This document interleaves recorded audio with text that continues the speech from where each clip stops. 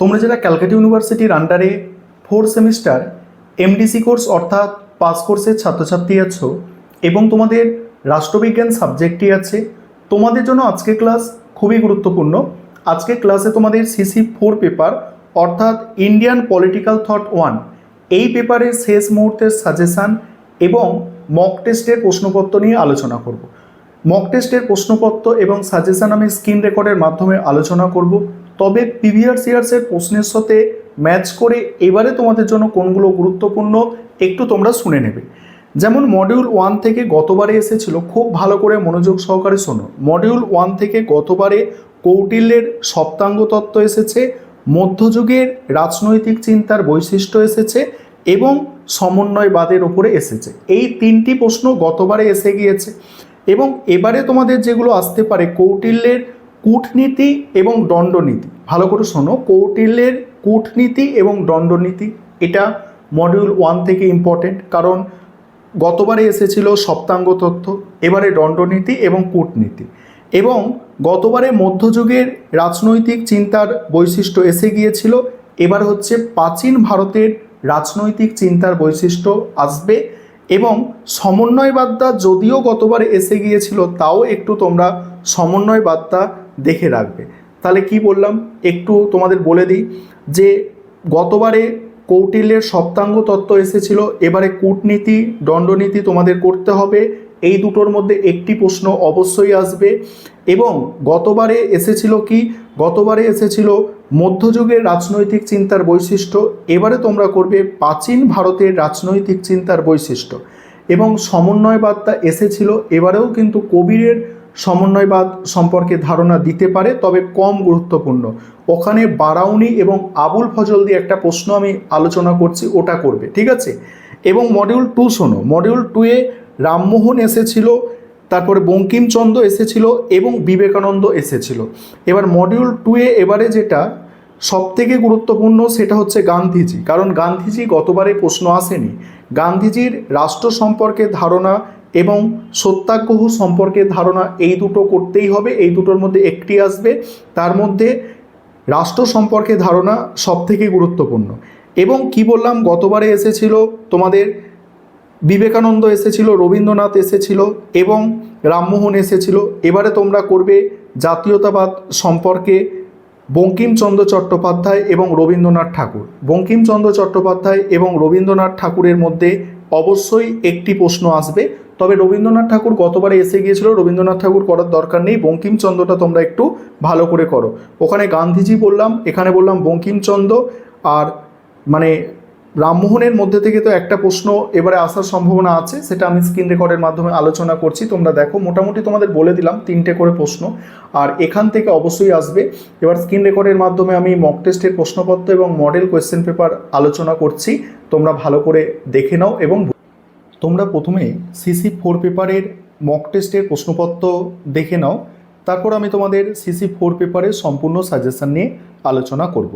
দেখো, প্রথমেই তোমাদের 5 নম্বরের 3টে প্রশ্নের অ্যান্সার করতে হয়। 5 নম্বরের প্রশ্ন এখানে যেগুলো আছে দেখো, কূটনীতি সম্পর্কে কৌটিল্যের ভাবনা, মত প্রকাশের স্বাধীনতা সম্পর্কে রামমোহন রায়ের ধারণা, সমাজ সংস্কারক হিসাবে রামমোহন রায়ের অবদান, রাষ্ট্র সম্পর্কে মহাত্মা গান্ধীর ধারণা, তারপরে সত্যাগ্রহ সম্পর্কে গান্ধীর ধারণা। এবার মডিউল 1, মডিউল 1 থেকে 15 নম্বরের প্রশ্ন দেখে নাও। মডিউল 1 থেকে 15 নম্বরের প্রশ্ন দুটো অ্যান্সার করতে হয়। এখানে যে প্রশ্নগুলো আমি রেখেছি দেখো, প্রথম প্রশ্ন হচ্ছে দণ্ডনীতি সম্পর্কে কৌটিল্যের ধারণা বিস্তারিত আলোচনা করো। পরের প্রশ্ন, প্রাচীন ভারতের রাষ্ট্রচিন্তার মূল বৈশিষ্ট্যগুলি আলোচনা করো। তারপরে ভারতের মধ্যযুগীয় রাষ্ট্রচিন্তায় রাজতন্ত্রের বৈধতা সম্পর্কে বিস্তারিত আলোচনা করো। কূটনীতি সম্পর্কে কৌটিল্যের ধারণা বিস্তারিত আলোচনা করো। এবার আছে মডিউল 2, মডিউল 2 থেকে দেখো প্রথম প্রশ্ন হচ্ছে জাতীয়তাবাদ সম্পর্কে বঙ্কিমচন্দ্র চট্টোপাধ্যায়ের ধারণা বিস্তারিত আলোচনা করো। পরের প্রশ্ন আছে সত্যাগ্রহ সম্পর্কে গান্ধীর ধারণা সমালোচনা সহ ব্যাখ্যা করো। তারপরের প্রশ্ন, পরের প্রশ্ন হচ্ছে মত প্রকাশের স্বাধীনতা এবং সামাজিক ন্যায় প্রসঙ্গে রামমোহন রায়ের ধারণা, আর হচ্ছে স্বরাজ সম্পর্কে মহাত্মা গান্ধীর ধারণা বিশ্লেষণ করো। এবারে তোমরা যারা ইংলিশ ভার্সনের স্টুডেন্ট আছো তোমরাও মক টেস্টের প্রশ্নপত্রটা দেখে নাও, আমি স্ক্রল করে যাচ্ছি। আর মক টেস্টের প্রশ্নপত্র দেখানো হলেই তোমাদের আমি লাস্ট মিনিট সাজেশান নিয়ে আলোচনা করব। এবারে তোমরা শেষ মুহূর্তের সাজেশান দেখে নাও যে কোন প্রশ্নগুলো ভালো করে তোমরা তৈরি করবে। এবারে তোমরা দেখে নাও কোন প্রশ্নগুলো ভালো করে তৈরি করবে। প্রথমেই মডিউল 1 থেকে 15 নম্বরের প্রশ্ন। প্রথম প্রশ্ন হচ্ছে কৌটিল্যের দণ্ডনীতি বা দণ্ডনীতি সম্পর্কে কৌটিল্যের ধারণা বিস্তারিত আলোচনা করো। বিশেষ করে যে প্রশ্নগুলো স্টার দিয়ে চিহ্নিত করা আছে এই প্রশ্নগুলো কোনোভাবে স্কিপ করবে না, এই প্রশ্নগুলো অতি অবশ্যই তোমাদের দেখে যেতে হবে। তারপরের প্রশ্ন আছে প্রাচীন ভারতের রাষ্ট্রচিন্তার মূল বৈশিষ্ট্যগুলি আলোচনা করো। পরের প্রশ্ন ভারতে মধ্যযুগের রাষ্ট্রচিন্তায় রাজতন্ত্রের বৈধতা সম্পর্কে বিস্তারিত আলোচনা করো। তারপরে কূটনীতি সম্পর্কে কৌটিল্যের ধারণা বিস্তারিত আলোচনা করো। পরের প্রশ্ন মধ্যযুগের রাষ্ট্রচিন্তায় আবুল ফজল ও জিয়াউদ্দিন বার্নির অবদান আলোচনা করো। এখানে প্রথম 4টি প্রশ্ন স্টার দিয়ে চিহ্নিত করা আছে, তবে এই সমন্বয়বাদ বলতে কি বোঝো, কবিরের অবদান, সমন্বয়বাদে কবিরের অবদান, এই প্রশ্নটা একটু ভালো করে দেখে যাবে। তারপরে দেখো বারাউনি ও আবুল ফজলের চিন্তার তুলনামূলক আলোচনা আর প্রাচীন ও মধ্যযুগের রাষ্ট্রচিন্তার মধ্যে মূল পার্থক্য নিরূপণ করো। তারপর মডিউল 2 থেকে দেখো, মডিউল 2 থেকে প্রথম প্রশ্ন জাতীয়তাবাদ সম্পর্কে বঙ্কিমচন্দ্র চট্টোপাধ্যায়ের ধারণা। তারপর হচ্ছে স্বরাজ সম্পর্কে মহাত্মা গান্ধীর ধারণা, সত্যাগ্রহ সম্পর্কে গান্ধীজির ধারণা, তারপরে মত প্রকাশের স্বাধীনতা এবং সামাজিক ন্যায় প্রসঙ্গে রামমোহন রায়ের ধারণা আলোচনা করো। তারপরে আছে রাষ্ট্র সম্পর্কে মহাত্মা গান্ধীর ধারণা, আইনের অনুশাসন প্রসঙ্গে রামমোহনের ধারণা, জাতীয়তাবাদ সম্পর্কে রবীন্দ্রনাথের দৃষ্টিভঙ্গি, আর রাজা রামমোহন রায়কে কেন ভারতের উদারবাদের বা উদারনীতিবাদের অগ্রদূত বলা হয়। এবারে 5 নম্বরের প্রশ্ন দেখো, 5 নম্বরের প্রশ্ন হচ্ছে কৌটিল্যের রাষ্ট্র সম্পর্কিত সপ্তাঙ্গ তত্ত্বটি ব্যাখ্যা করো। ভারতীয় রাষ্ট্রচিন্তায় সমন্বয়বাদের নীতি সম্পর্কে একটি টিকা লেখো। তারপরে হচ্ছে মধ্যযুগের রাজনৈতিক চিন্তার প্রধান বৈশিষ্ট্যগুলি সংক্ষেপে আলোচনা করো। নেক্সট কূটনীতি সম্পর্কে কৌটিল্যের ভাবনার ওপর একটি টিকা লেখো।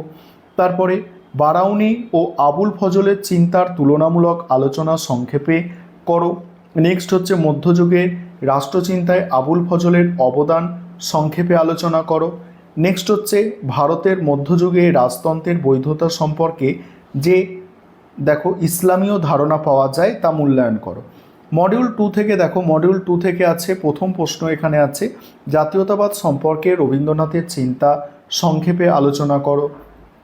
তারপরে আছে জাতীয়তাবাদ সম্পর্কে স্বামী বিবেকানন্দের ভাবনার ওপর টিকা লেখো। সমাজ সংস্কারক হিসাবে রাজা রামমোহন রায়ের অবদান, রাষ্ট্র সম্পর্কে মহাত্মা গান্ধীর ধারণা সংক্ষেপে আলোচনা করো। মত প্রকাশের স্বাধীনতা সম্পর্কে রামমোহন রায়ের ধারণা সংক্ষেপে লেখো। জাতীয়তাবাদ সম্পর্কে বঙ্কিমচন্দ্র চট্টোপাধ্যায়ের ভাবনা ব্যাখ্যা করো। তারপর হচ্ছে সত্যাগ্রহ সম্পর্কে গান্ধীজির ধারণা ব্যাখ্যা করো। এই হচ্ছে তোমাদের কমপ্লিট সাজেশান এবং মক টেস্টের প্রশ্নপত্র।